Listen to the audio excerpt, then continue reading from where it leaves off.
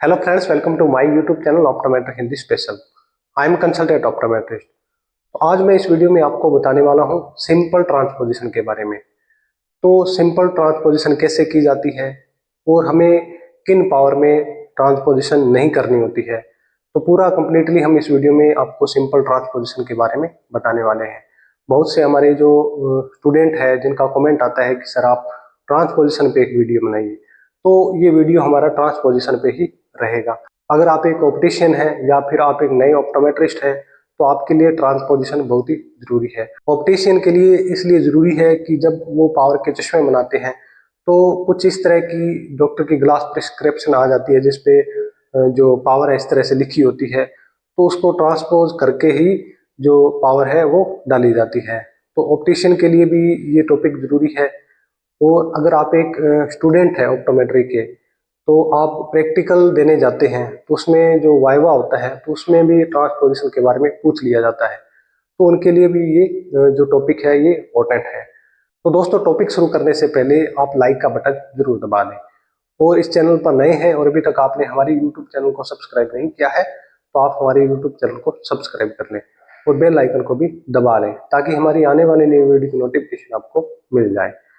तो simple transposition करने के लिए हमें कुछ रूल्स होते हैं वो फॉलो करने होते हैं। तो वो कौन कौन से रूल्स है?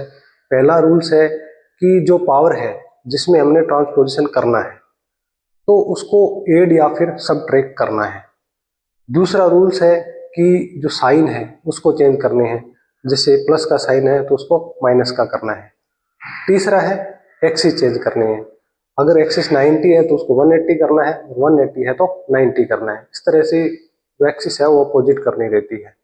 तो चलिए जो अपना टॉपिक है वो शुरू करते हैं। तो सबसे पहले ये जो पावर है इसको हम ट्रांसपोजिशन करके आपको बताते हैं कि कैसे एक पावर को ट्रांसपोज किया जाता है।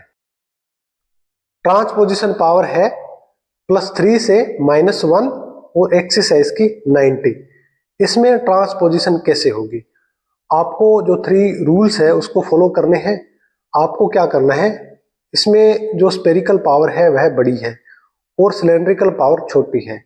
स्पेरिकल पावर +3 में से जो सिलेंड्रिकल पावर है -1 उसको घटाना है।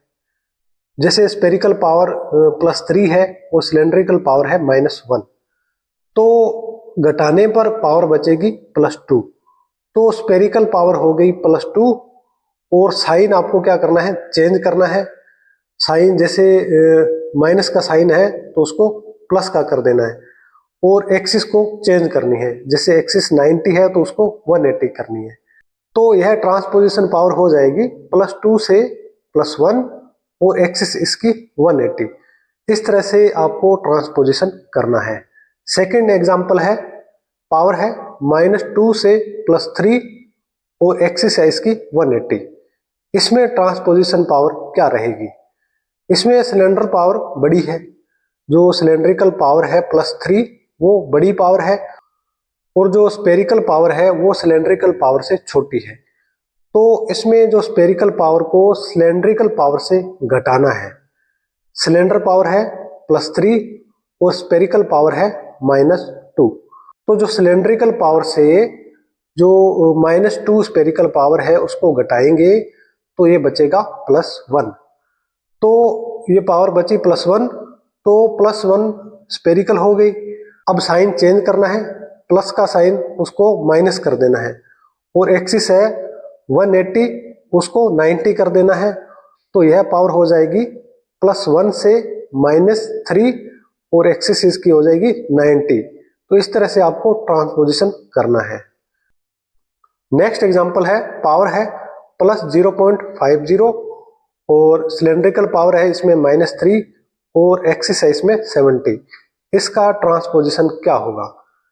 इसमें आपको क्या करना है, जो -3 सिलेंड्रिकल पावर वो बड़ी है और स्पेरिकल पावर है वो छोटी है।